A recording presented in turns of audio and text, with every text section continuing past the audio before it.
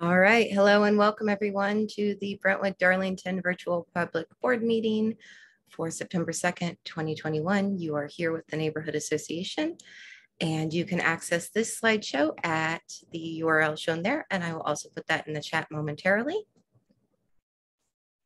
A reminder that we are using Zoom. We do use a slideshow, which you can access in our public records, and all these links are in there, as well as a link document. And you can subscribe to our newsletter that sends out the agenda and the meeting link every month. But the link you are currently using is good till the end of the year. All right. Here is our agenda for the evening. Of course, we are flexible with it as we have other things come up. And not everybody listed there might be here and ready to go. So we will just be flexible and go from there. Any questions? All right. We always like to do a little welcome and see who all is here. So we'll go around. If you don't want to participate, you can say pass, or you can just stay silent and we'll give you a moment and then we'll skip through. All right, I'll call out as I see on my screen. I'll go ahead and go first. I'm Chelsea Powers. I'm the current chair. I have she, her pronouns. Not my first meeting. I've been in the neighborhood a little bit over 5 years. And I originally heard about BDNA through a National Night Out event on a Facebook group. Nothing else. You'll hear plenty from me this evening. I'll pass it off to Stephanie. Can you introduce yourself next, please? Hi, I'm Stephanie Frederick. I'm the chair of the Land Use Committee. This is not my first meeting. I've lived here for 4 years. I learned about the neighborhood associations before I moved up here. And as soon as I did move, I sought out BDNA, and I have nothing else to add. Thank you, Stephanie. Linda, you're next on my list.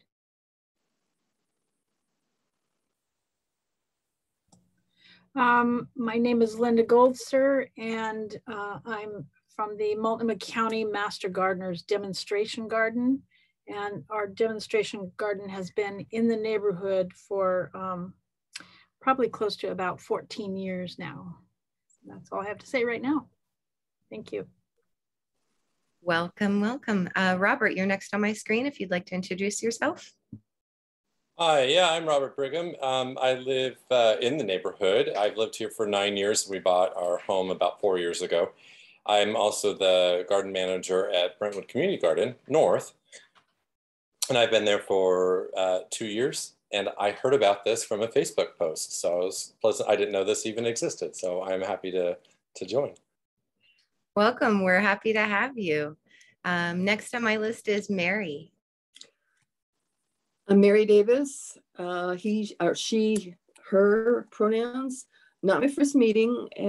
Lived in the neighborhood since 1994 and heard about the BDNA regarding the safety action team. So that's way back, ancient history. And I'll be making a report on the Leach Botanical Garden. Thanks, Chelsea. Thank you, Mary. Good to have you here. Chelsea, I'm sorry, I put it in my name my name here on the screen, but my pronouns are he, him. Thanks. Excellent. Thank you for letting us know. Do we have, let's see, Laura Lee, you're next on my list. Hi, I'm Laura Lee, she, her pronouns. This is not my first meeting. I've been attending meetings for about a year now, and I've lived in Brentwood-Darlington for about 8 or 9 years. I heard about it by walking by the community center on the way to the park. And I'm gonna stay off camera because I'm really tired and I'm in my PJs and all snuggled up on the couch. So I'm just gonna sit back and enjoy the meeting. Welcome, Laura Lee, and do not feel pressure to be on camera. I know it's not my favorite thing, but it's hard to listen to a speaker sometimes when they're not. And this is my burden to bear at this point. So, all right, Kim DeLeo, do you wanna introduce yourself? Hi, Kimberly DeLeo. I'm sorry I'm late. I was trying to join the Soul Board meeting and realized that's next week. So not my first meeting. I've lived here in the neighborhood about 5 years, heard through BDNA, through Facebook. I was actively seeking out to join Neighborhood Association. And that's about it. Great, welcome. And how about Kim Hill? Got to unmute though.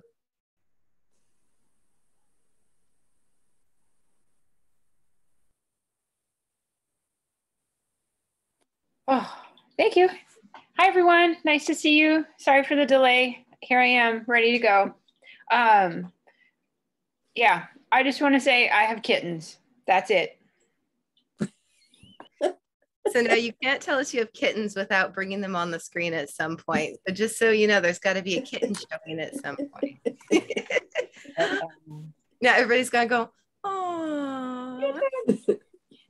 Yeah, so I think they'll probably make themselves known more than once. So. All right, welcome. Let's see, Jordan, you're next on my screen.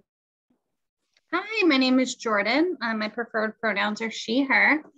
This is not my first meeting, and I've lived in the neighborhood, I guess, for a little over a year and a half now. I heard about BDNA through a flyer in the mail, and tonight I'm presenting on transition projects, which is my employer, and hoping to get more folks involved and work to support our friends facing homelessness. Welcome, Jordan. And that flyer you received, Derek will be here later in the meeting, and that is his one of the things he does. All right, let's see, Lynn, I haven't called on you yet. Okay, I'm just getting my camera going. All right. Hi, everyone. My name is Lynn. She, her, preferred pronouns. It's not my first meeting. I'm the board treasurer. I've been treasurer since 2018. I've lived in the neighborhood for 28 years. And I first heard about the BDNA from a Facebook post. We have a theme here going with Facebook posts. All right, let's see. Do we have someone here from the coin desk that wants to introduce themselves? All right, did I miss anybody? Fantastic, let's keep going with community announcements. We have our awesome first, our awesome local gardens here. It has been a long week. It's the first week of school, folks. So we have Learning Gardens Lab, Black Futures Farm, and Multnomah Master Gardeners. And those links are going to be in the chat. Thanks, Kim. And I'm going to go ahead and move forward. We don't have anybody from Learning Gardens here today, but I will remind you that you can still partake in their harvest share at the link that will be in the chat. And those happen Mondays at 5:30. You order and then you pick up on, I believe it's Wednesday or Thursday. So I have not seen anything new from Black Futures Farm, but I do know that they are harvesting and vending and preparing for fall. So definitely check them out there for volunteer opportunities. And then I'll let Linda tell you what's new at the Master Gardeners. Okay. I can't remember if I mentioned this at the last meeting. It might have happened afterwards, but sadly, due to COVID, we will not be having our fall volunteers celebration that we had hoped to hold at the garden this month. We're back to a limit of the numbers of volunteers that we can host at any one time. And we have posted distancing and mask mandate signs in the garden. But we are hopeful that those restrictions will not become more strict. However, despite all of that doom and gloom, we're in full planning mode for spring events and classes to be held at the demo garden. And we are also in the process of harvesting, and our donations of fresh produce to local food banks so far this year, since March, have exceeded 1,600 pounds. And we're currently in a strong tomato harvest time, and that's a heavy produce. And our heaviest produce of the season, winter squash, hasn't happened yet. So those numbers will be much higher by the end of the season. We are still accepting community gardeners who want to come and work and learn with us at the garden. They just need to contact me at the email provided in the chat, and I'll get them set up. And then also anyone who wants to just to stop by and visit the garden is welcome, as long as we're open. And our hours are 9 to 12, Monday through Thursday. And you can access the garden through the pedestrian gate that's just off of 57th, just south of Duke. And we would love to see anyone who wants to stop by. And that's all I have for today. Excellent. Thank you, Linda. I'm amazed at that amount of produce, and my tomatoes finally are starting to produce, and I got a bunch of little ones today. So, all right. Any questions for Linda before we move on? All right. Continuing our theme of gardens, I'll let Mary tell you what's new at Leach. Thank you, Chelsea. Sadly, COVID has struck our events calendar as well. The event that we were hoping to do on September 12th has been canceled, but I'll talk to you about another one coming up later in the month. But first, I wanted to report on our first farm to table dinner. It's sold out, and it raised $6,100 towards replacing the pedestrian bridge that was swept away this past winter. And as a result of that dinner, one of our donors stepped up to offer a challenge grant to match donations up to $50,000. So if you get a summer fall appeal letter in your mail, that's what that's all about. So the event coming up on Sunday, September 26th is sponsored and produced by Crossing Paths, which is a concert of new music of healing and renewal. The gates will open at 4. The concert starts at 5 in the upper garden. There are 3 ensembles that will be in 3 different places, and they will each do 20 minutes of music. And in between the sets, there will be a 10-minute intermission for people to stretch their legs and maybe move around a little bit. You're encouraged to bring lawn chairs, and picnics are very much welcomed if you wanted to make it a date night or family dinner. Tickets, I looked up, they're through brown paper tickets, and I happened to look up the cost. The general admission cost is $20. It's $10 for seniors and $5 for students. So I think that's a pretty affordable night of music. Awesome. Thanks, Mary. And it goes to a good cause because it's helping Leach continue to bloom, so to speak. Sorry for the bad puns. Yes. On our garden theme, we have a few more of these. I wanted to let neighbors know who might not that Sparrow Hawk Native Plants is doing a plant sale right now, and they still have a lot of plants. They are sold out of some, but you can pick up locally in Milwaukee in October. And that leads to BDNA board. I want to kind of put in your head a possible future opportunity to partner with them next year as a host site. And that's the kind of event where we could also pull in the Master Gardeners and the Learning Gardens and Black Futures Farm and maybe the community gardens, and have an event where neighbors can actually get their plants in our neighborhood. So if we're interested in that, let's talk about it more at our new work group meeting, and we can fill out the form to be a potential host site next year.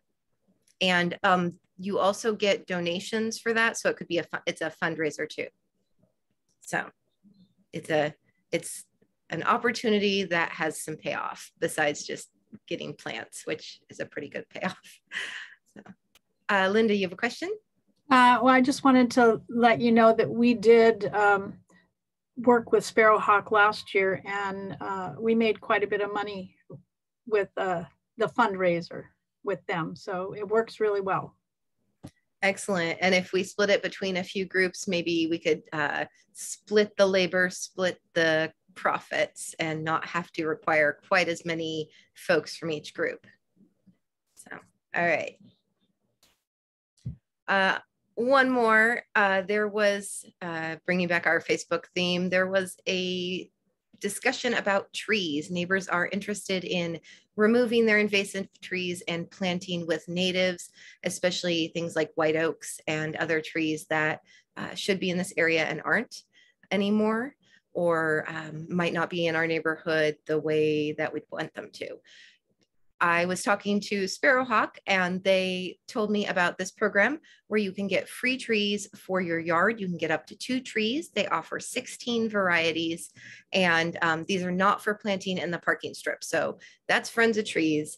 But if you want to put one like in your yard on your property, you can get up to 2 free trees, and they do still have white oaks available, which was the specific tree that neighbors were discussing. So wanted to make sure that neighbors knew that was available. Continuing on, actually, before I go that far, I want to ask Robert, do you have any community garden updates you'd like to tell us about? You know, to put you on the spot there. Sorry, I'm stuffing my face with some tacos here because I just got home. That's all right. First of all, that was is it Sparrow Hawk? I hadn't heard of them before. That is really exciting. I love this potential partnership that we could do next year. Also about the free trees, and boy, does our neighborhood need that. As far as the community gardens go, Carol has been working her tail off with our Produce for People effort. I believe we've hit the 3,000 pound mark. Obviously, as we've discussed, tomatoes are quite heavy and all the squashes and stuff too, but we're really proud of that despite the pandemic. People are still out there and growing and donating. So that is really exciting. I don't think we have any other specific updates from the community gardens other than this coming year. I would like, if the pandemic isn't too serious, or maybe if, you know, we're past it, we could start more education. I've noticed a lot of new gardeners get frustrated after they sow their first set of seeds, you know, plant their flats of vegetables, and they're small and they're fun, and then they grow and they get overwhelmed by the process, and then we lose them. So we've had a few gardeners drop out, you know, of the gardening program already, and I think it's just because they're simply overwhelmed. So hopefully next year we can increase that, and we also that educational aspect of community gardening. So it's not just a bunch of people on their own. But we also wanted to be able to open up the gardens again. So because the community, the neighbors are constantly asking to come by for a visit. And we're very much open to that once the city will let us. So that's my off the cuff update for you all there. But if you have questions, I'd be happy to answer anything I can too. All right, thank you. Laura Lee, you have your hand up.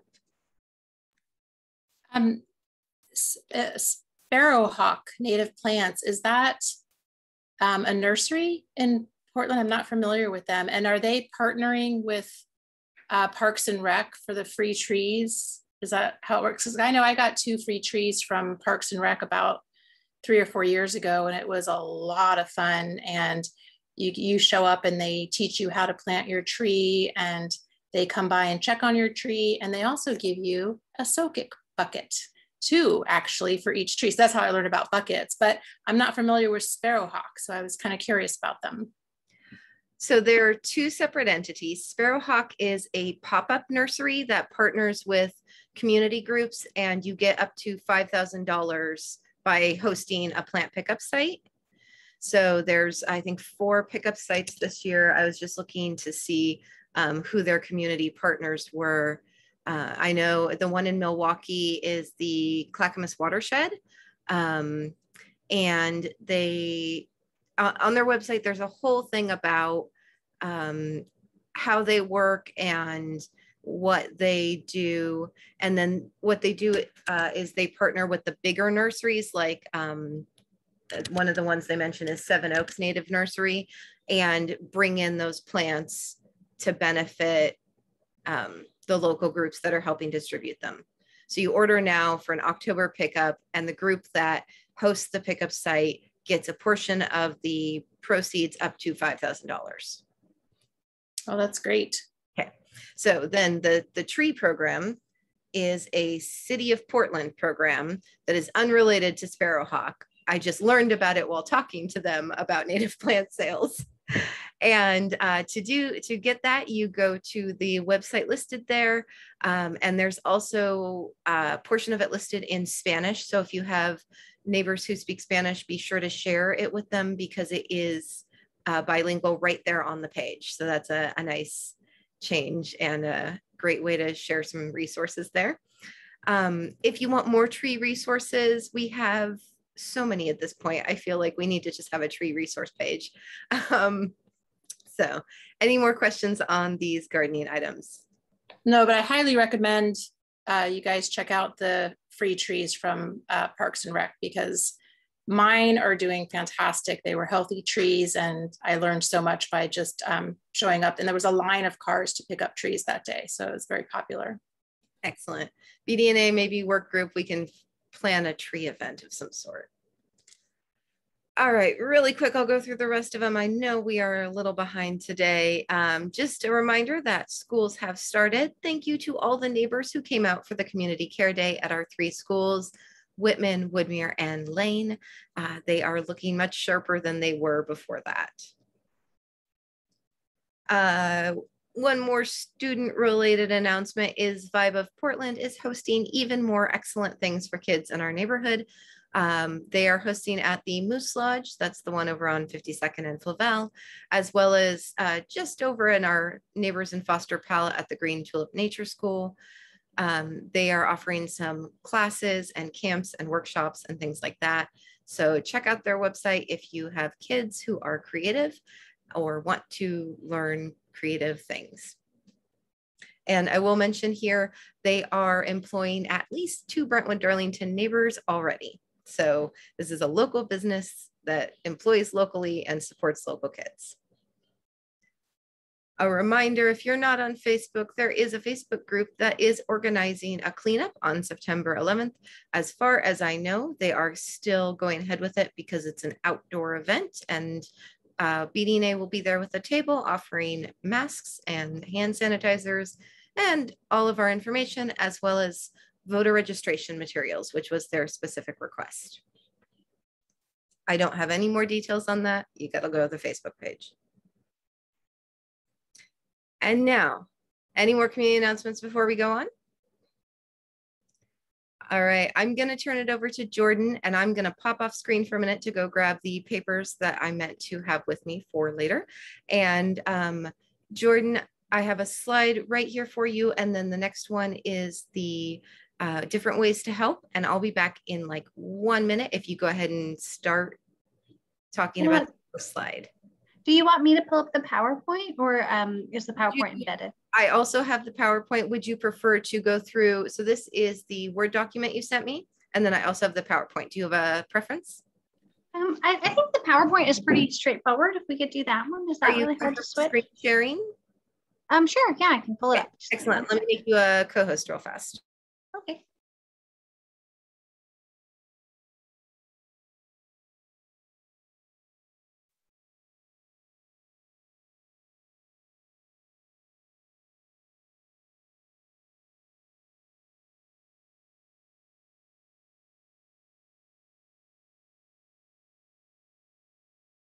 All right. Thanks everyone for your patience while we get the technology going. Did that work for you? All right, I'll let you go ahead and start and I will be right back. Yeah, can everyone see it okay? Great. Well, I'm Jordan. I am both a neighbor and a staff member here at Transition Projects. I work in the fundraising and communications department. And we are hitting the rounds with all of the community groups just to let people know different ways they can engage with our work.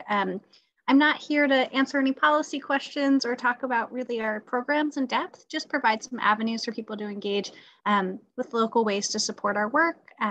So if you have any of those questions, please save them and I can try to get you answers. But again, that's not really the focus of this presentation.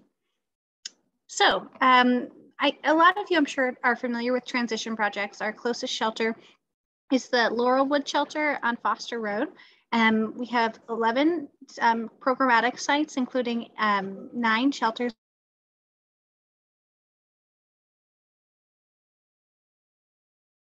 since 1969. We are recognized across the region for our work with highly marginalized and vulnerable groups, including women, veterans, folks with disabilities, and folks who have experienced a lot of trauma. We have 350 staff members, and all of them work really hard to provide people's basic needs and shelter for those who need it most. Okay, so I'm going to go through kind of how we do this, but one of the first components of our work is our outreach team. We have folks who go out into the community to work with unhoused people to make them aware of resources, and if they're open to it, get into shelter that day. We will walk folks to shelter if we can, or kind of get them any supportive service they need to make that jump from the streets to either shelter or housing if they're able. We operate this resource center downtown. We're at 6th and Hoyt. It is a drop-in shelter, so anybody can come by 7 days a week from 8 to 4 and get their laundry done, take a shower, use the restroom, access clothing, shelter referrals, get their mail, all the things we take for granted as folks who likely have homes. We try to create bridges to really basic services here. We generally see about 400 to 500 people each day in our resource center, and it has not declined with COVID. We see about the same amount of folks. We just, have arranged the chairs differently, and there's a lot less hanging out these days. It's a lot more grab and go, but still providing those basic services. Okay, we have 8 shelters across the Portland metro area, including one very close to us. In those shelters, we house a variety of individuals and couples. We're one of the few shelter providers that supports couples in reaching their housing goals. Unfortunately, not a lot of shelters do that. We support people who are actively experiencing addiction. So not all of our shelters are clean and sober. We try to make them as accessible as possible. And once you're in shelter, you're paired up with a case manager or wellness service, income development team, really anything you need to make that jump from the shelter to housing. And each year we help about 1,000 people make that transition into permanent housing in our area. Okay, one of those permanent housing structures we talked about is Argyle Gardens. This was opened last year. It's in the Kenton neighborhood of North Portland. It is one of the first of its kind. It's a modular designed house or housing complex. So a lot of it was pre-made off-site and then dropped onto the site and kind of pieced together quite like Legos. It's pretty cool. But this housing complex is deeply affordable, meaning rents are as low as about $300 for folks. We have here both, small SRO apartments as well as small studios. So it's 72 units of housing, and it kind of presents a new option for folks because by using this model, we were able to create about 30% cost savings compared to a more traditional build, which represents a really compelling option for other communities. And we actually made these plans open source so other communities could copy them and use them if they want to. Jordan, you have a question in the chat. Oh, I'm so sorry, I missed it. It's all right, it just came up. Can you clarify what SRO means? Oh, yes. It's a single resident occupancy housing. It's quite like a dorm room. It used to be a lot more popular in housing and it's faded out of popularity, but it's a really great option for folks who need deeply affordable housing. And the demographic of this kind of support is single adults, which are most of the folks we work with. Does that answer your question? Looks like it does. Okay, great. We also have 2 residential facilities for folks in recovery. One is the Barbara Mayer, and this is for women in recovery in North Portland, and the other is the Clark Annex in Southeast Portland. These are also SROs, so those often have shared common amenities, allowing more folks to live together and often create a kind of a communal sense. A lot of what this solves for is kind of the feeling of loneliness. A lot of them more pro-social designs you're seeing coming out of affordable housing developments are really based around creating connections between neighbors. And so this is kind of an older building, but had a lot of those, ideas built in, which is pretty cool. But yeah, you're seeing that trend, which is pretty nice and creates a lot of community amongst people who, have gone through a lot and have a lot in common and have experienced trauma and need connections. So, okay. Okay, we also have a team of wellness access specialists. These folks meet with people individually to help them meet their health and wellness needs. This can be anything from going to a doctor for the first time in a long time to, addressing chronic mental health issues. Really, it runs the gamut.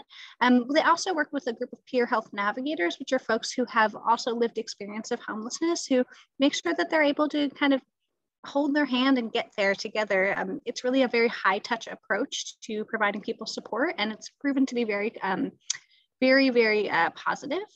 Peer-led programs in general have made a huge impact in our community, and we employ that approach to make sure that we help more people transition to housing.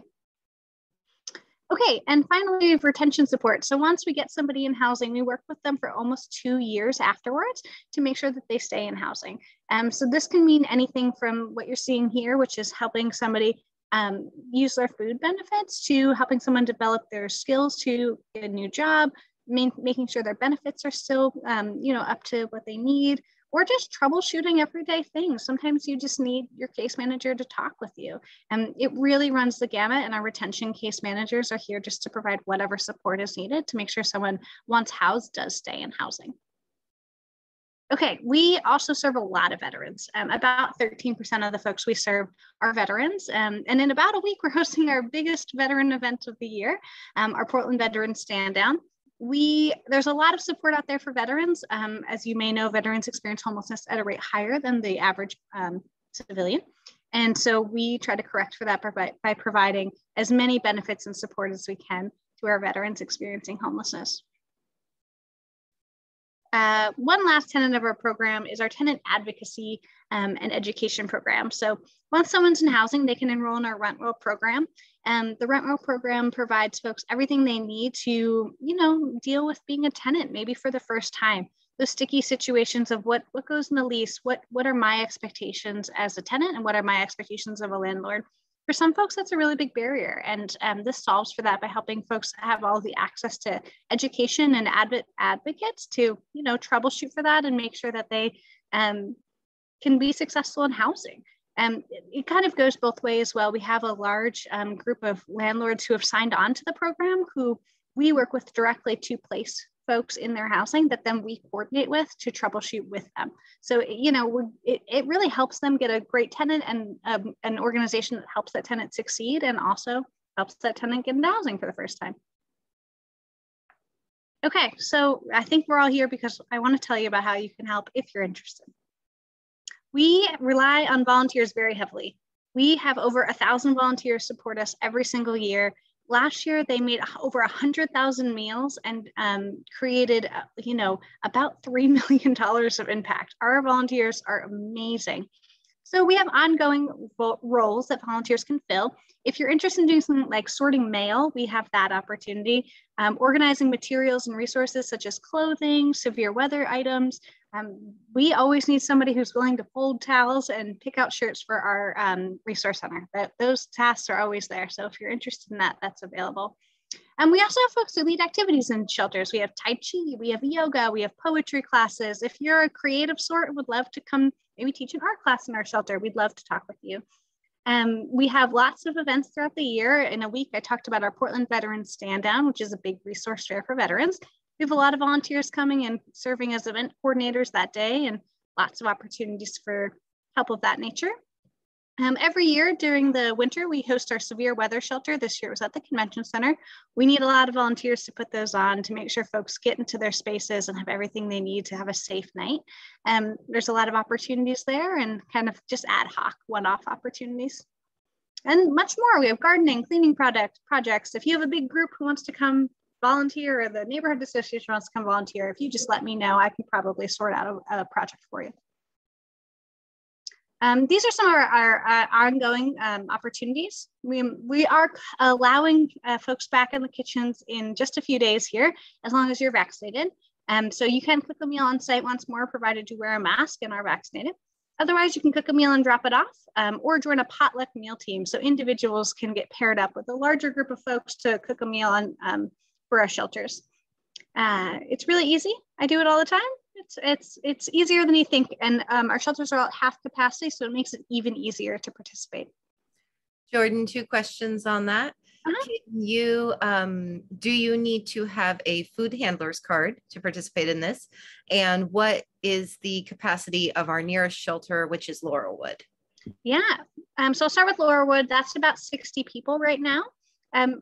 That would be a great place to start. And you could, if you drop off food, you do not need a food handler's license. If you went through our volunteer program and wanted to cook on site, one member of your group leader, would need their food handler's license and to go through a short orientation process. It's about an hour and some paperwork. But if you're interested, I can connect you with our volunteer program supervisor and she can talk about that more. Yes, Kimberly. Oh, hi, thank you. Do you guys accept other food donations, like non-perishables or perishables? We have very limited availability to accept non-perishable items. If you have something in mind, the best place to start would be to work with our volunteer program supervisor who manages our material aid. It's very hard for us to store these items. We have very limited space and we don't have kitchens in all of our shelters. So we do rely a lot on folks dropping off food. So it gets a little sticky. So I guess the answer is it depends. And then the veteran, you said there was something, I think this month that you do for the veterans. Can you maybe provide a little bit more info on that? I was just curious what that was about. Thanks. Well, it was meant to be a much bigger event, but with the Delta variant spreading around, it has become a much smaller event as of last week.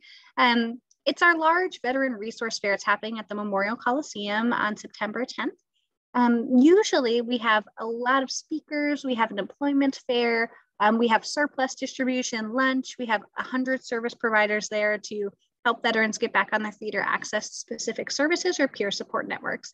This year, I'm creating a guide with all of those resources because we just can't have that many people there on site.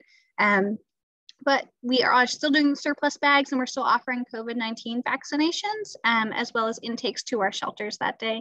So there still will be limited resources, but it won't be as grand of an affair as normal. And if you want to learn more, you can go to pdxstanddown.org or just go to our website. It's on the homepage. Can we get a copy or can you get a copy of those resources? Is that on the website? It's not on the website, but I don't see a reason why I couldn't share it out. It's just great. A list of resources for veterans. But if you know someone who's a veteran who has a specific need, there are a lot of resources I can point to you right away just before the book. So just let me know. Awesome, great, thanks. Yeah. All right. Any other questions or shall we continue onwards? All right. Okay. If I see any more, go ahead. Great. So in short, we'd love to have you volunteer if you're interested.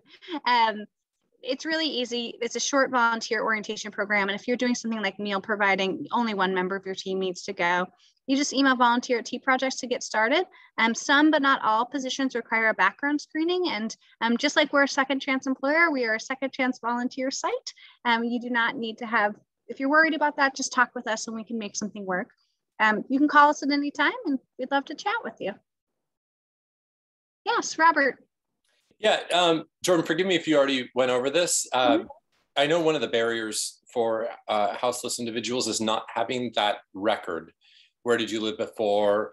References and things like that. Is this something Transition Projects helps with? Yes, we do. Every year we spend a lot of money getting folks the basics like getting new IDs. Things like that. We actually issue IDs as a service provider so that folks can start the process of getting connected to services. It's a huge barrier for folks that if you lose your documentation, it's really hard to get new documentation without any documentation at all. So yes, that totally is a barrier and it is something we help with. We help with really anything you can think of. If you need help getting into a program, an employer, if you need references, we're there to support you. So does that answer your question or do you have other questions in mind? No, that was great. Yeah, I just wanted to know for those that don't have a housing history, how do they get into a new apartment without that? Because the landlord just doesn't trust them. Yeah, that's where our rent low program comes in our landlord liaison position. They really work those connections and we'll actually guarantee certain tenants through the program to make sure that the rent is paid on time and connect folks with resources so they have a steady source of income to get back on their feet. Because that can certainly be a barrier for folks. You know, how do you get an apartment if you've never had one? How do you say I'll be a good tenant if you've never done it before? But you know, if you have the backing of a social support agency like us, it makes it a little easier. That's great. Thank you. Yeah. All right, I have a few more slides. I know I'm talking for a long time. Okay, you could be like Timber Joey and host an event for us or attend one of our events. You know, we do cleanups with Solve. We work with lots of organizations to host concerts like Artichoke Music. We're always looking to either participate in an event or have an event hosted to support us. Folks do everything from concerts to bake sales, to lemonade stands, to trivia nights. You know, folks get really creative and it's wonderful. Finally, there are lots of ways to donate. If you have socks laying around, if you'd like to make a hygiene kit to distribute through our outreach team, we have information on everything we need seasonally and everything that should go in a hygiene kit. So if you're interested in that, it's a really easy form on our website and I'll connect with you and make sure you have everything you need. Or you can check out our Amazon wish list or donate new and gently used items. We accept clothing year-round 24/7 at our downtown location.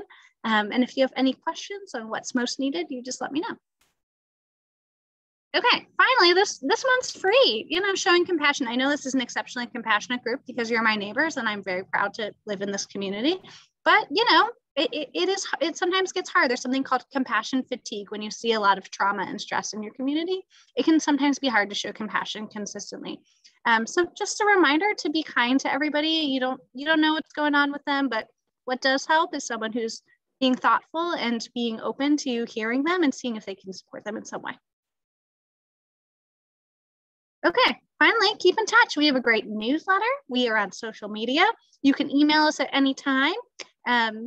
Yeah, and I'll open it up to questions and to see if anyone has any comments or concerns or anything I can answer. All right, Kimberly, you have your hand up? Or is that from before? Okay, any other questions for Jordan?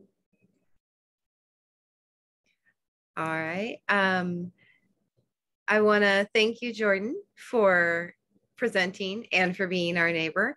And I had two questions, or maybe it was one at this point. I've lost track of one of them. The one I remember is, do you have a small handout that neighbors can give to other neighbors experiencing houselessness, or a little resource or something where if we're, you know, out and about and we are talking to a neighbor who's experiencing this, we can hand this to them and say, you know, check out TPI. They've got some resources. And is that something that you can offer to neighbors that we could? Yeah, so there's, I know y'all probably have heard of the Rose City Resource Guide from Street Roots, but they make this great book and we're a sponsor and I have a bunch of them to give out to community partners. So I can keep them in a central location or give them to Chelsea, you, wherever you keep most of your community collateral. But it's also digital. So if you just go to Rose City Resource Guide, it's either .org or .com, I can't remember off the top of my head, but it lists all of the service providers in your area, day centers, clothing, food options. It's really great. It's mobile optimized on your cell phone. And then we have these great books. So I can certainly bring a stack by and we can keep them in a place that's convenient for the community. Wonderful. We could keep them with the other resources we hand out at BDNA events. So a small stack wouldn't hurt. I'll connect with you on that later. Sounds good. All right, any other questions for Jordan? All right, give us 1 minute to do the screen share shuffle and then we'll be.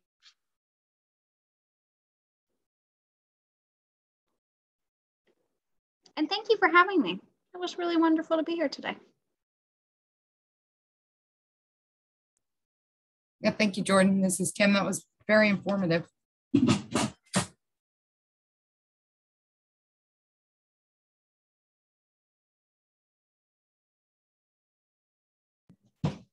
Letting you know that if you do access this slideshow, kind of a summary of the information is here in the slideshow on the BDNA slideshow. So if you want the little condensed version, it's here. And thanks so much, Jordan, for being here. All right. We are ready to move on. We just have a couple of project updates, wrap up things. I wanted to wrap up our Brentwood-Darlington Soak It Week. That was amazing. And I want to make sure we do a huge shout out to Laura Lee Cole and Kim Hill and Stephanie Frederick for making this project possible. And we gave out, what was it, over 100 buckets, Kim? Is that correct? there's over 100 buckets, 200 buckets. We give out 200 buckets in 5 languages, I want to say.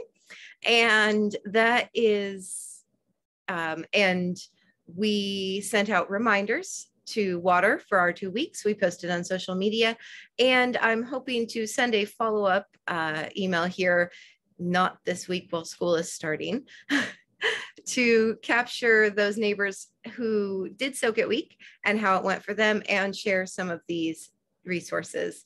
Thanks, Kim. In the chat, it says, we gave out information to neighbors in Russian, Ukrainian, Vietnamese, Mandarin, and Spanish. So besides English, we were able to connect with 5 other groups. Go ahead, Kim. Just to piggyback on Chelsea's awesome comments, and thank you, Chelsea, for being such an amazing leader. If you did receive buckets from the from our neighborhood initiative, Trees for Life will be sending out an email just to follow up with you and see how it went for you. Did you use your bucket? And it's very simple. I think it's like 3 questions. So thank you in advance for participating. Thank you, Kim. I know I used my bucket today because I'm still using it to water my baby tree. Jordan, you have a question? I think someone's going to be very disappointed when they realize this, but someone took my bucket I had near my tree. Is there another place I could get a bucket? I've actually gone through a few buckets myself for the same reason. And so I've had to like strategically place them. We don't have any more this year, but there is a video on our website on the Soak It Week page that shows how to drill your own. And also Kim is willing to give you one of her extra buckets if you want to connect with her, because she's amazing. So, and we do, if you decide to drill your own bucket, this goes for all neighbors, we still have labels that have the how much to water per age of tree, and you put the label on the side with the holes, so you always know to face the label towards the tree so you don't soak your feet. So if you do your own bucket, you can contact us and we will get you a free label or as many buckets as you drilled. All right, Soak It Week 2022, we're coming for you. This is our wrap up.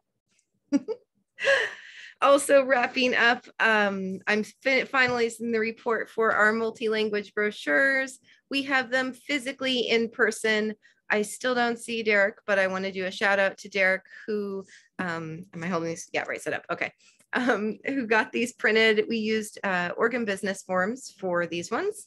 And you can see that this one is in Spanish. And this one is in Vietnamese. So this was a project made possible through a grant with Southeast Uplift. And there is a link in the chat coming up that will link you if you have your own communications project. They do offer grants for other than neighborhood associations, nonprofits, community groups. They do a lot of small grant programs that do some cool stuff. I know that the community center just got funded for some sort of gardening project that we don't have full details on yet. So if you got a project idea, definitely check out those grant programs. And in our parade of printed objects, we have from another local business, Home Run Graphics.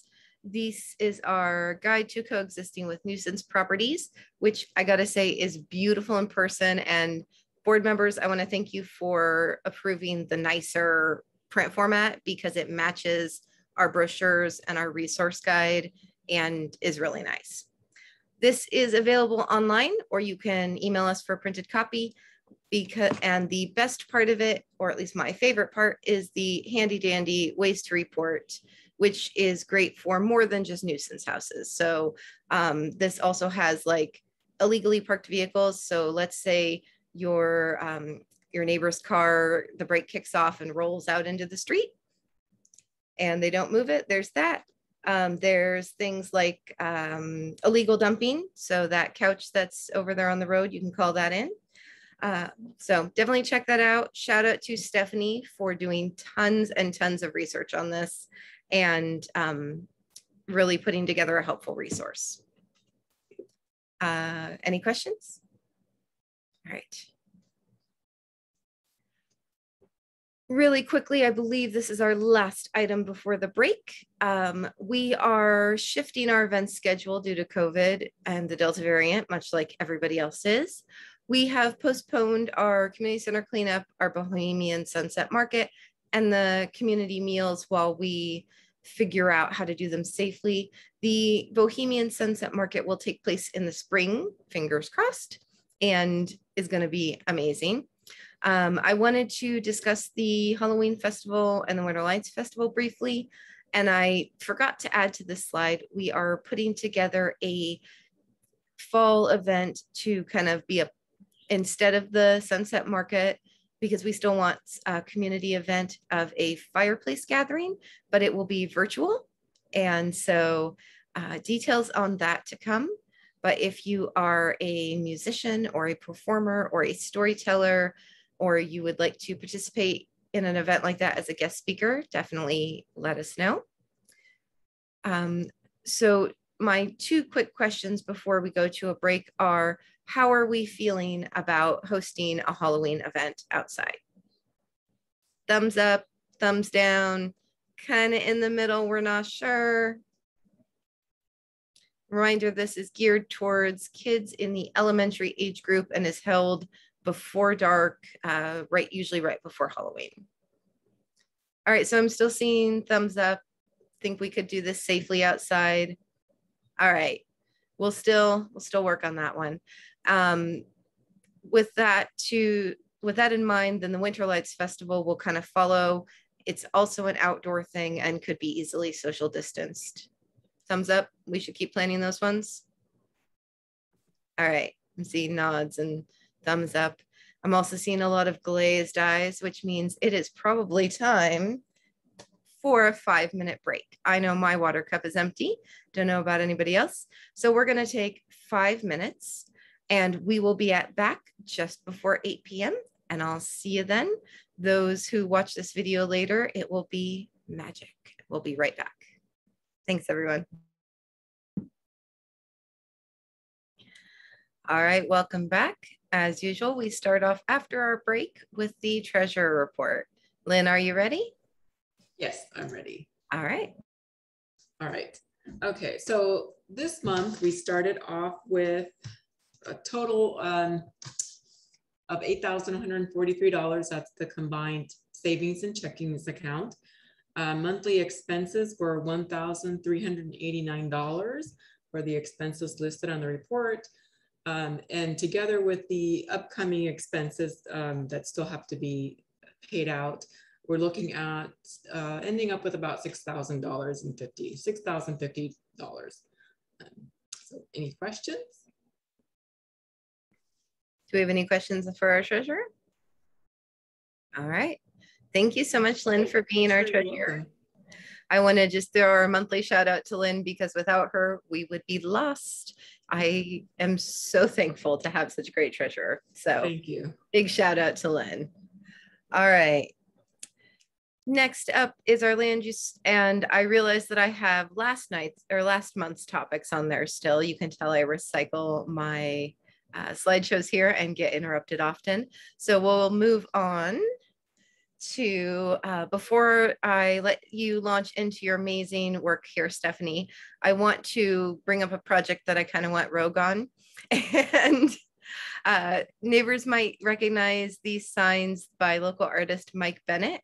I was able to negotiate a bulk buy of the signs to put kind of along our safe routes to school. And I purchased 12 signs and distributed them to different neighbors. A lot of former board members and current board members are hosting or adopting a sign where they put it up and they're kind of just keeping track of it. There's also one went to each of our neighborhood schools. Now, board members, these cost $180. I am willing to donate the cost of that. But if you would like to approve that and some more, we could get additional signs because I've heard from neighbors, they especially like the crosswalk koalas because they're very visible. Question, Robert, go ahead. Yeah. Are there any barriers to putting these up on telephone poles and things? Are we allowed to just do that? We are just doing that. Okay, that sounds good.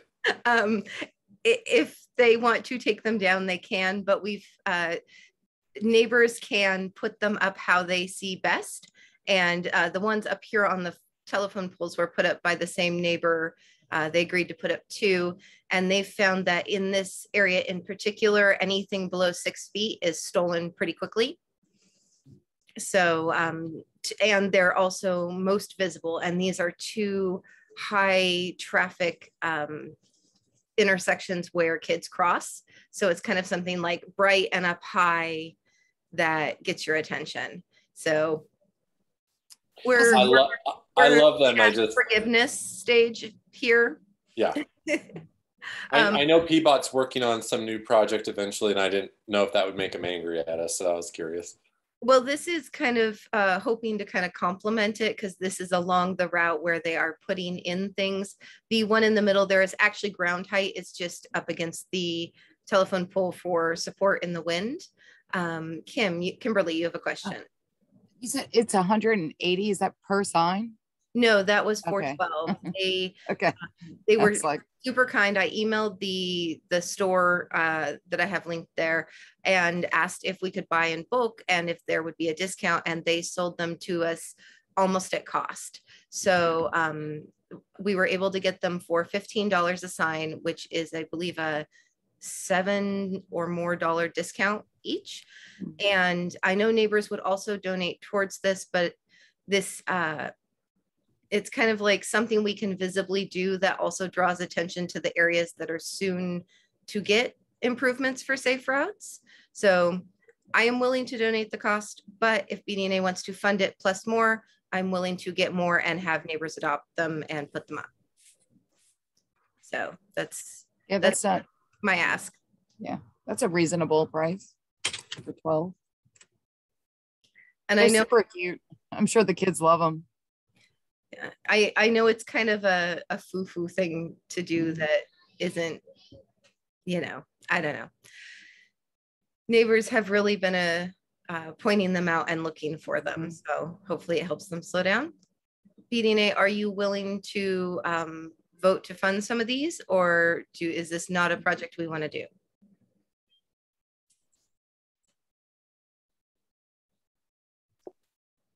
Yeah, I'd say yes. Okay. Stephanie, discussion? I beg your pardon? Yes.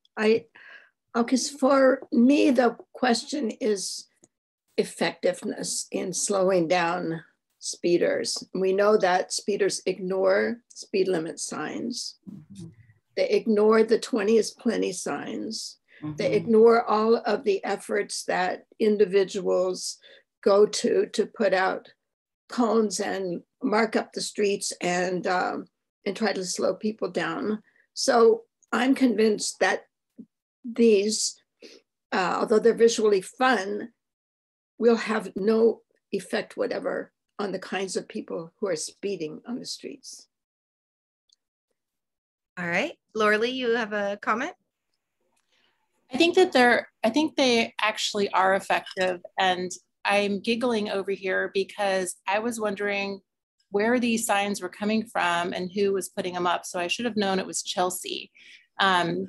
So I love them, and I actually do slow down when I see them. It reminds me, right here on my corner, we have a lot of kids that play, and somebody put a sign up. And so I don't know, maybe it appeals more to parents or people who have children. I'm not sure, but I find them to be very effective, actually.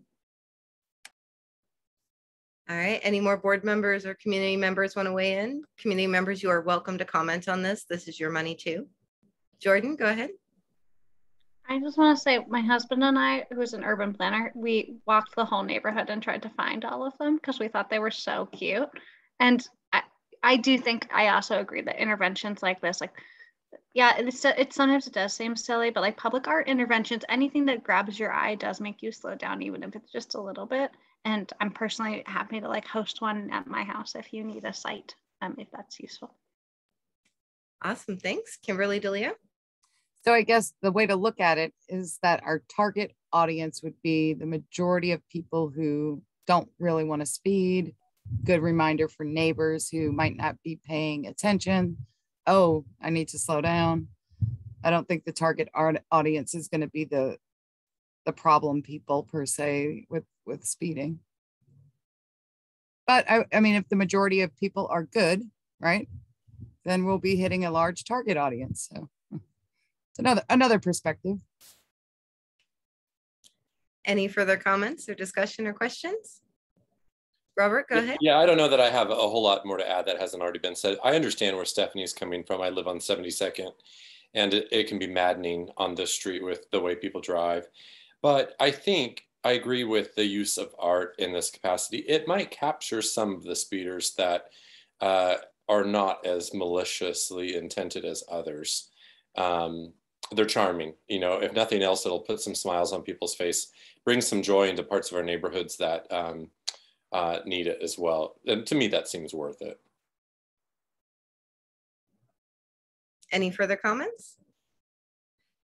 All right, so it seems like we all agree that they're probably not going to slow down our street racers or our chronic speeders, but they do catch the attention of the everyday person who might be accidentally lead footing and bring some art to our neighborhood where we might not already have it. Did I capture everybody's comments pretty good?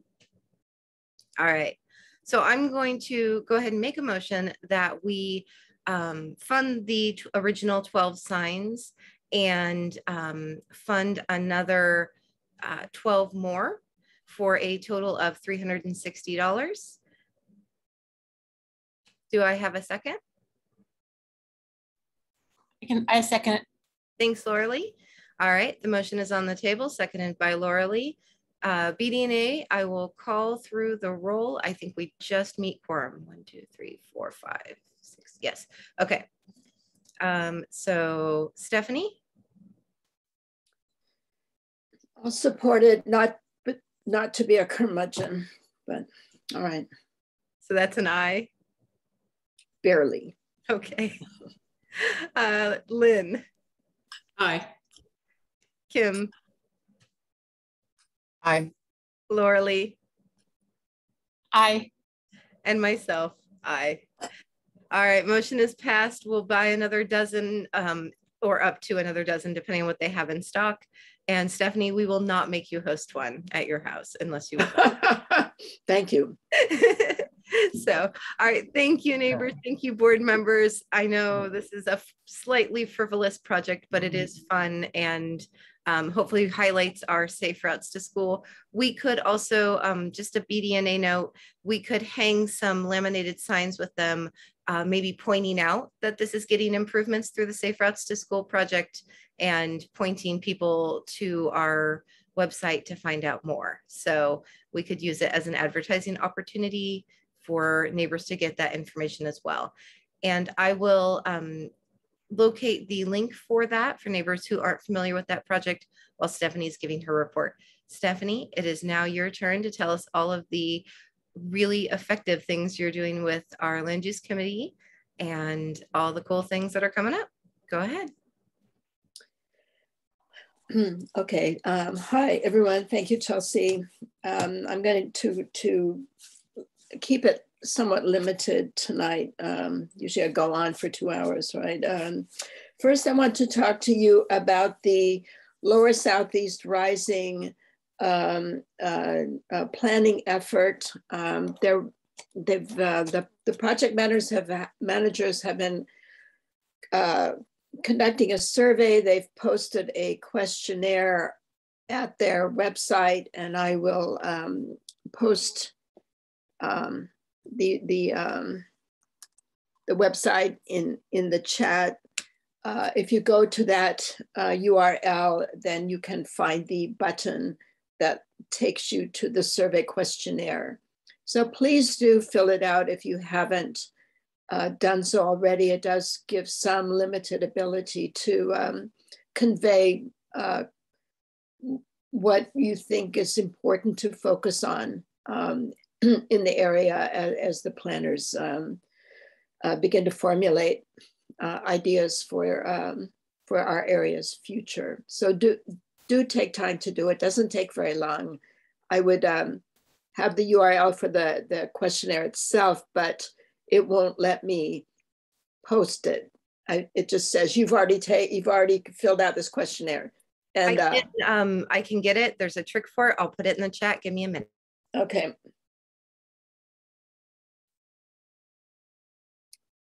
You can go on with your report. Oh, I see. Okay, I'll go on.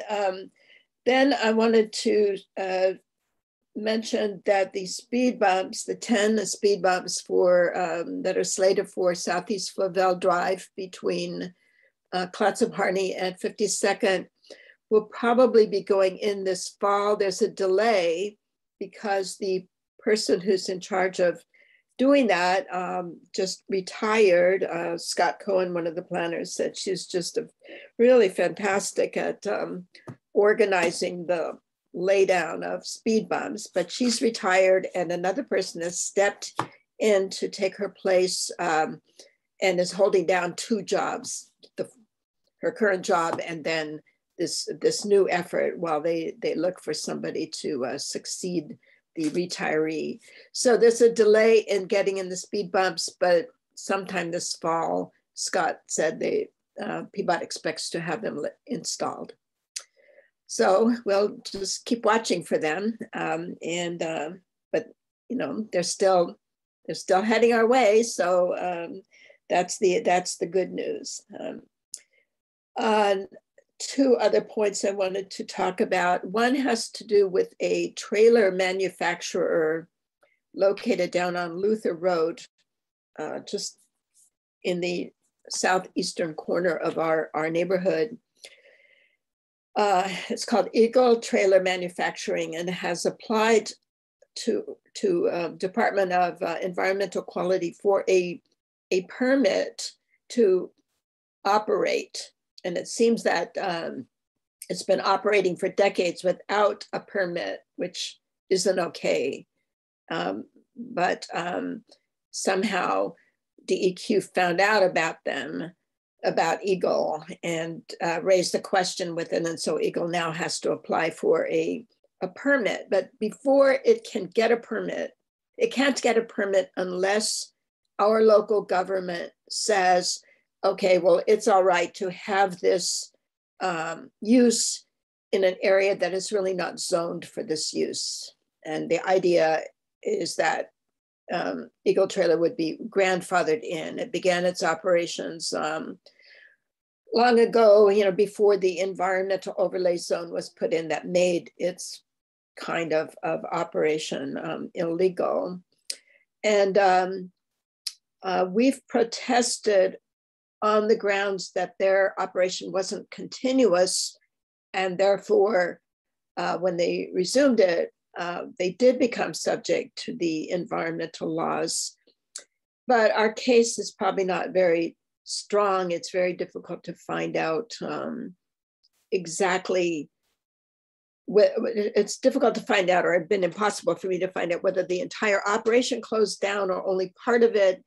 So we'll just have to see how our claim plays out. I tried to see whether we could do some kind of air quality opposition, and no, we can't, because the air quality is regulated by the state. And I was told by the air quality people that the very best thing to do was what we were doing, which was to try to intervene at the local level and get the non-conforming land use permit denied. So that's what we're trying to do. And the outcome will be announced pretty soon. I don't know, within a couple of weeks, probably, certainly within the month. So I'll let you know what happens, but we may not be able to prevail in this case, but we tried. So, so that's just pending. Now we've taken the action we could, and it's done. And now I wanted to go on to the letters of Portland Clean Air, which is something I've been wringing my hands over for months, and I finally arrived at what I think is a good solution. What Portland Clean Air has done is to work with various neighborhood associations and help them write letters that to companies in their area that are emitting poisons of different kinds into the air that affect the particular neighborhoods. And we ended up endorsing quite a few of these letters, at least I think it's around 5 or 6 of them, but they disappeared and we no longer knew which ones we had endorsed, and we had no control over the situation or how our endorsements were being used, and we have no records here. And I think basically Portland Clean Air wanted to just keep everything very hush hush, and we must have signed some letters and then given them back and never saw them again and didn't have our own copies. So here's what I would like to do, and I've already taken some action on it after checking with Chelsea. I've asked Portland Clean Air to remove our endorsements from any letters that contain them. Then I've gone and I've read all the letters, and I'm convinced that we have all the letters now that Portland Clean Air is overseeing that come from different neighborhoods, so that I've been able to see what the different problems are that this and that neighborhood association is addressing. And I must say they are all worthy. And I feel that we should support them. But what I'd like to do is send Portland Clean Air a letter on our own stationery, signed by either me or Chelsea. And we will keep a copy so that we know exactly what we've endorsed and whom and for what. And then once Portland Clean Air has a letter from us, then it's all right to put our name onto the letter of the neighborhood in question, neighborhood association in question, because it's easier for them to submit something to city council that has everybody's endorsements in one place, right? It's the neighborhood association writes a letter and then it has 20 endorsements at the end of it, and that's much more efficient. But I just want us to be able to wrest back control so that we know exactly whom we have supported. And then, as I said, that the different efforts are all worthy, and we ended up supporting one of them. And you may have read about this in the news in the last few days, that the city council denied a permit to Zenith Energy, which has been importing tar sands oil into Portland and expanding its facilities. It has not operated on the up and up. And in any case, the local neighborhood association, Linton, wanted its facility to be shut down because it's so dangerous in an earthquake. It's on an area where there is, the soil will liquefy in a big quake, and that we will have a catastrophic spill of crude oil into the Willamette River. So it was a worthy argument. It was very good. And our endorsement was on the letter that went to City Council, and the City Council denied the permit. And therefore, the Department of Environmental Quality denied the air quality permit. And so now Zenith Energy is in a fix, and it's going to have to, if it cannot prevail in another venue to which it has appealed, it's going to have to curtail its operation big time, which would be a big win for us, all the residents of Portland. So I think we should participate in this, but in a way that we participate in what Portland Clean Air does, but in a way that allows us to retain control. So I would like to know if the board supports this approach. Stephanie, I believe at the last meeting we voted to approve this approach, if I remember. All right. Yeah, because these are the topics from last month. I didn't update it properly. And when I looked at my notes, so I think that what you were going to do is put them on the letterhead and send them out to the board to review before submitting them back. Oh, okay. Well, I'm sorry, I'm repeating myself then. I think, as I recall, I said I was going to read the letters, and I have read all of them now so that I know what it is that we would be endorsing. So, okay, so I guess what I should be reporting is that I read all the letters, and I will prepare our letters. So forgive me for repeating myself, and I just didn't remember what I had said already. But I think this is a better approach, as opposed to not having any idea whatsoever where our endorsements are or for what. And okay. I also put a note in the chat. You can sign up for email updates from the Oregon DEQ, and they do a lot of public outreach on things they're thinking of changing and they want opinion on through those emails. So if you're interested in air quality, especially the regulations around them in the state, sign up for emails there. And can I just say one more thing?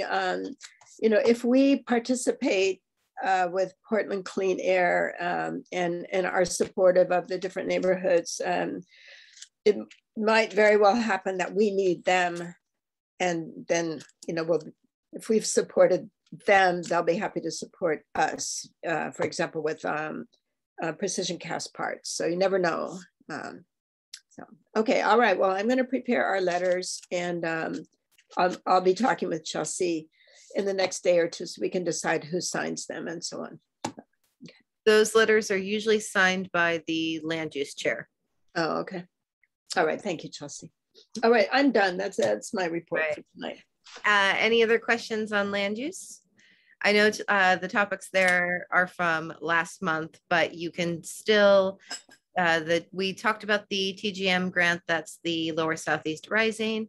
The video about what PBOT's doing in our neighborhood is up on our YouTube channel. You can find it by just searching Brentwood-Darlington Neighborhood Association. We're not hard to find. And Kim, you have a question, go ahead. Just a comment for Stephanie. I was going to update you on the Duke speeding, because I agree with Robert. It's maddening. We're on Duke and 63rd. Right. And I watch people go through the speed bumps from 82nd to 72nd, and then they just take off. So, you know, maybe we'll have to, you know, resort to speed bumps on this stretch, but it's pretty out of control. No, so. I know it is. I mean, I am getting complaints from all over Brentwood-Darlington about speeding, and that reminds me that probably one of the best things we can do, and I hope to organize this, is to appeal to the City Council to refund PBOT's traffic calming program, which was defunded a few years back. That's the one that could respond to specifically and directly to problems like street speeding, whereas now speed bumps and various things get put in basically when a street is repaved, and sometimes there's an exception, as that Woodmere School, it was very dangerous to have the speeding in front of the school, and so that stretch of Duke got speed bumps, but that required some contortions behind the scenes in PBOT. And so the best thing we can do is appeal to the City Council, and I will organize, as I said, advocacy for this, to refund PBOT's traffic calming program. Then we can appeal to them and say, you know, hey, you know, we have out of control speeding, racing on Duke Street, you know, come help us. And if it's properly funded, this program will help us. So that's what the signal I'm getting from PBOT about what to do. They are dealing with this all over Portland. Oh yeah, it's a crazy. big city, and they don't have the money. So we need to get the city council involved in this. Mm-hmm. Robert, you have your hand up. Go ahead. Yeah, if I can ask a beginner's question here. So that was my dog's tail in the corner of my screen. We're just south of Duke on Southeast 72nd, and what is the process for speed bumps, or is this simply something you kind of beg city council to fund, and it happens? Is there a bigger plan for this? Because the speeding on 72nd and Duke, is just, it's insane.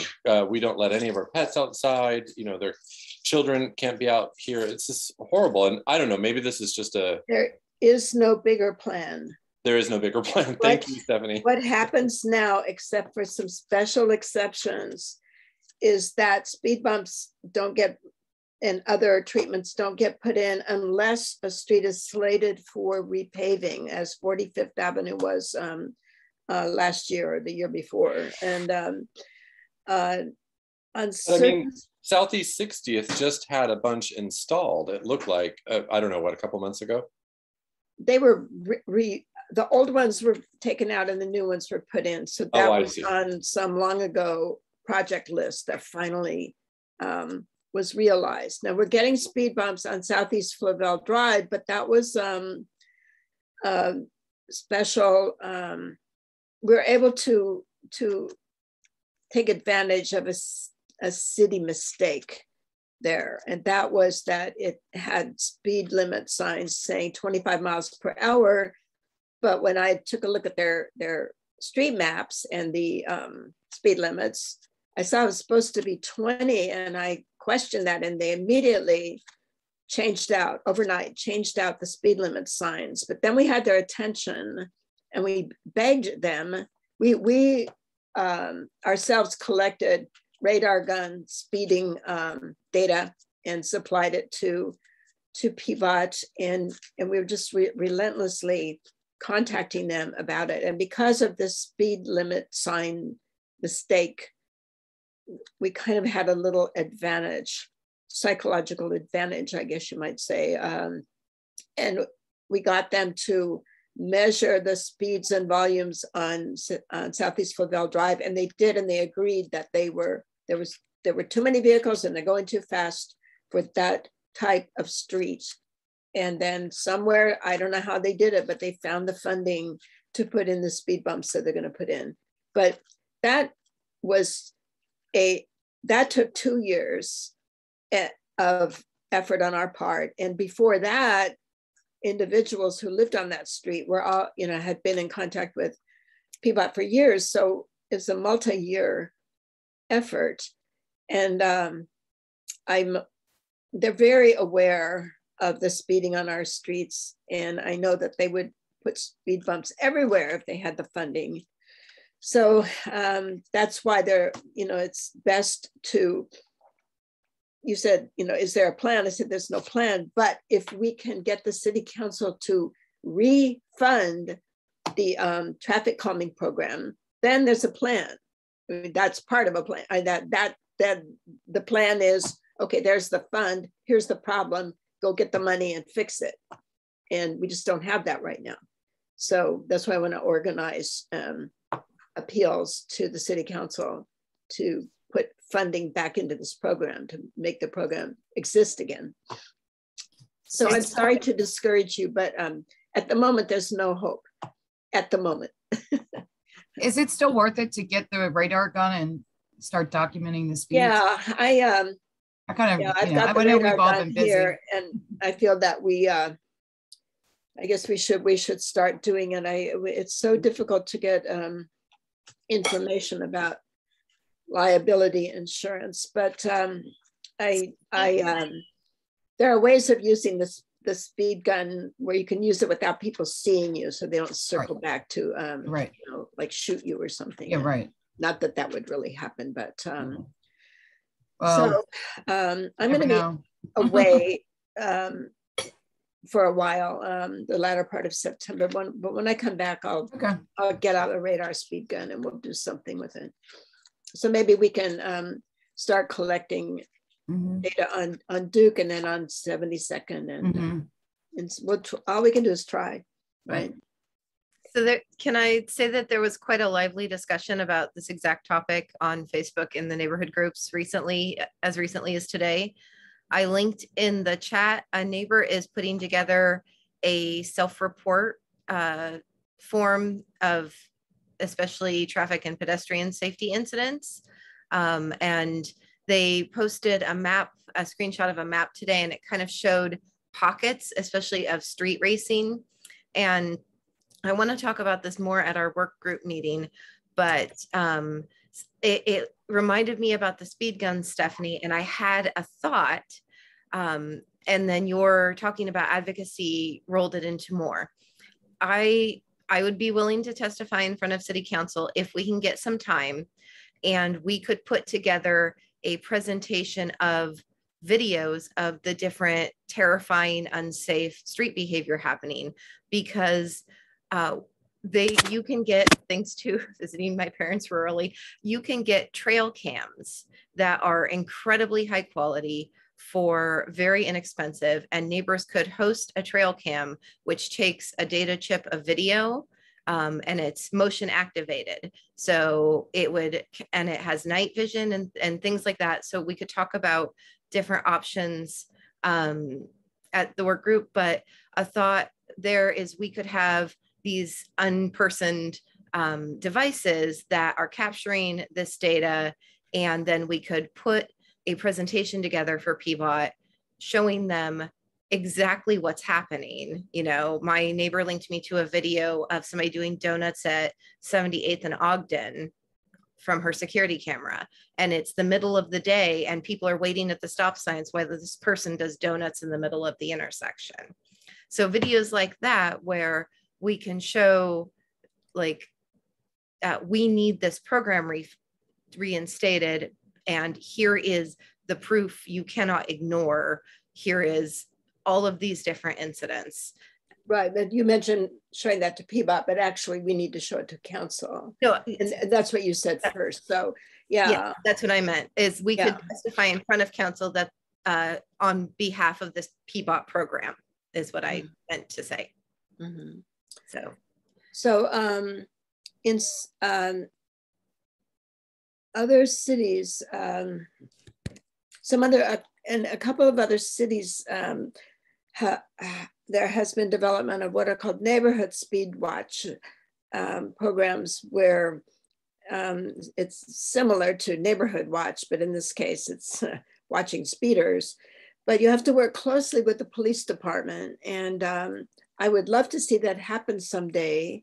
I'm going to learn all about it. I mean, as much about it as I can. You know, our police department is very understaffed right now, and so speeding and traffic problems and so on are and nuisance properties are way down the list of priorities. But hopefully, I'm hoping we can, that can be rectified, and then we could possibly also work with the police in addition to having traffic calming program funded. So we'll just have to see. We just have to try to do what we can. I'll go ahead and look into what the time is to get on the city council slot, because it's usually quite a ways out for something that they're not already taking testimony on, and get back to you on that if that works for you. Okay, that would be super. And let's see, Jordan wants to know where we can see the safe routes to school map. You know, that map is in that compilation that we put together. It is. I'll go find the video link. I also linked to the PBOT construction page just below Jordan's question. The multimodal improvements has the map on it.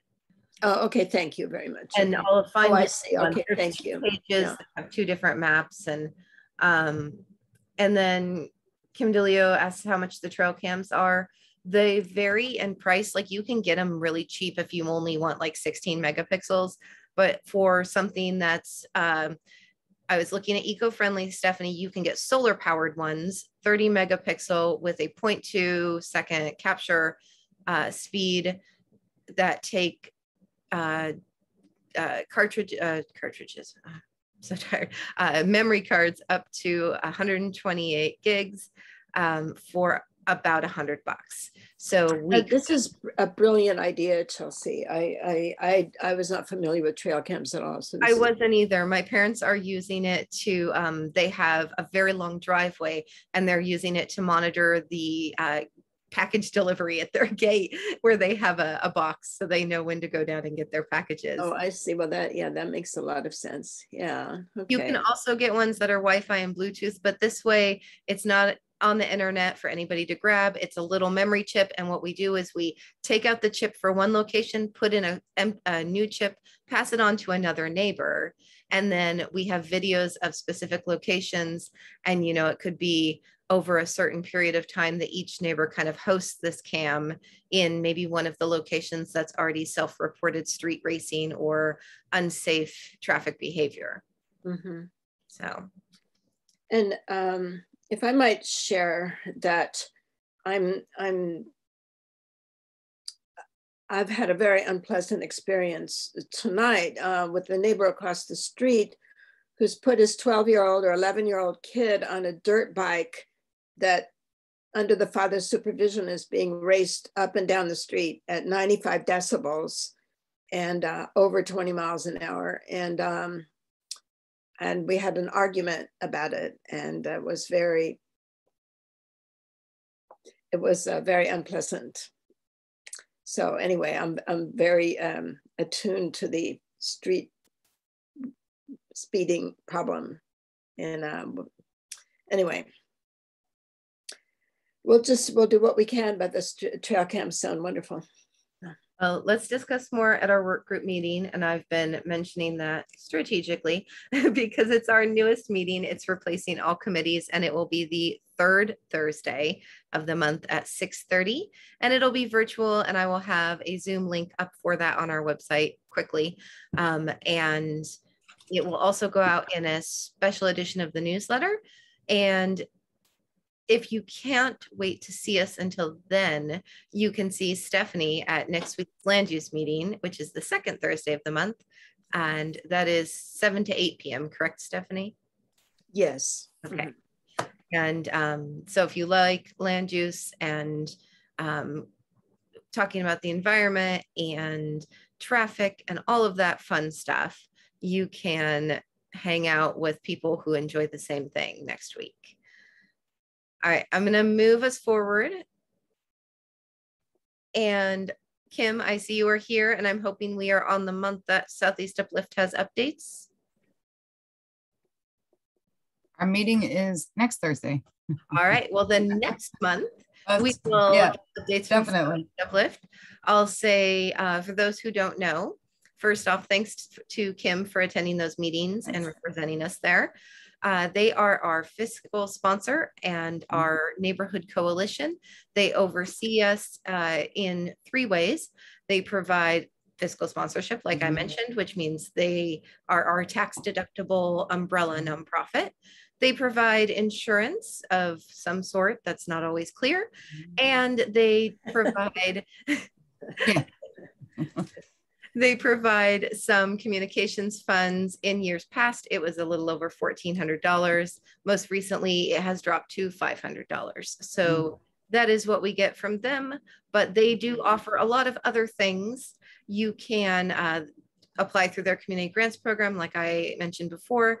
And they also do a lot of different trainings and events. So check out their website and see what's going on with them. They have narrowed down the director search to 2 candidates. So hopefully we'll have an idea of, you know, who's selected pretty soon. Excellent. Maybe we'll get one this year. Yeah. All right. Board members and community members, any other business? Well, I have a question for Kim. Aren't there 2 positions at play? And, you know, they were talking about splitting them up. Yeah. So I'll find the literature that they did send out, Stephanie, and I'll send it to you. I was unable to attend. They had something, I think it was last night with the 2 candidates, but I wasn't able to attend that one, but I'll send you what I have literature wise for the positions. I abstained from voting on it, you know, because I just felt like I didn't have enough information to make that decision. They kind of just dropped it on you at that meeting. So but there was talk about splitting up the director position into two separate functions. So I'll send you that portion of what I have. Oh, okay, very good. Thank you. Okay. Thanks a lot. Okay. Yeah. Kim, do you mind sending that out to the whole board? So, all right. And I didn't see Derek this evening, but he did provide a report, and you can find that in the folder that is on our Google Docs, and I'm sure Kim will link it in the chat. He also linked an article about eviction notices. So that will also go in there. If you were served an eviction notice, there's an article on Oregon Live that he suggested for how to get help on that. And actually here, I'll get that there in the chat. All right. I think that unless, do we have any other business? Jordan, go ahead. I know we talked about the Halloween event, and it sounds like we're going to move forward. Are you going to send out information on how folks can volunteer? Yes. Since we have decided to move forward at the work group meeting on the third Thursday, we will talk about how we can safely host that event, because I think we'll have to maybe sub in something other than trunk or treat to limit contact and things like that. So I've got some ideas on that, and I'm sure neighbors do too. So I promise I will have that link up on our website and out by email a week in advance or more of that. So definitely look for those. And if you aren't on our email list, there was a link at the very beginning of this meeting, but I will also put it here.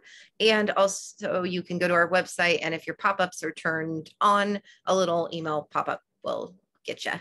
So before I close out the meeting, I just want to loop once more back to the trail cams. Since they are under the 150 that we have to vote on, do you want me to purchase a solar powered trail cam under that limit, under that threshold for us to try as an experiment for this project? Yes. Okay. All right. I will get a test camera and we can test it. And if it works well, maybe we can get a couple and have some going around the neighborhood. Jordan has said, could we have a pumpkin carving contest? That could be really fun. We could also have, in the past, we've had mini pumpkin decorating for kids, and that went over well and is a lot less messy, other than the stickers. So less dangerous too. Yeah. So yeah, let's definitely do something fun. Anything more, board members, community members, or would we all like to be done early tonight and enjoy 15 more minutes of our evening? Yeah, let's do all right. That. Okay. I want to thank everyone for being here, especially those faces we haven't seen in a while or who are new. If you have questions, remember you can always reach us at Brentwood.Darlington@gmail.com. And could, you know, I didn't ask our people like Robert or Jordan to put their email addresses in our chat. Mm-hmm. And you can do that if you feel comfortable, if you'd like to sign up for our land use newsletter. And Stephanie puts out a great newsletter that I highly recommend signing up for.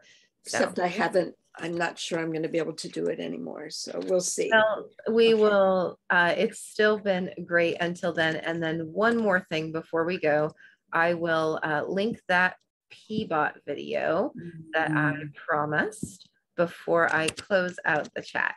So you can snag that video link. It is under 4 minutes and it's currently silent and it moves a little quick. So if you're interested in a project, pause it on that screen so you can read about it. Eventually, I'm hoping to add narration, but we're like 50-50 on if that's going to happen. But that is a really great snapshot of everything going into our neighborhood, especially the Safe Routes to School projects. And there's a touch on Arrow Heights, which I'm hoping we'll have an announcement soon that we can do there regarding the art. So sign up for newsletters, check our website, find us on Facebook. The Facebook groups that were mentioned earlier that discussions were had on, that was a terrible sentence. You can search Facebook for People of Brentwood-Darlington. That's where the traffic discussion was happening. And Brentwood-Darlington Connected Neighbors, they're the ones hosting the cleanup. That's where the tree discussions were happening. So look at those. And then of course, Brentwood-Darlington has a page where we also share information. And that is all I have this evening. So thank you everyone for coming and have a great night. Okay, thanks a lot, Chelsea.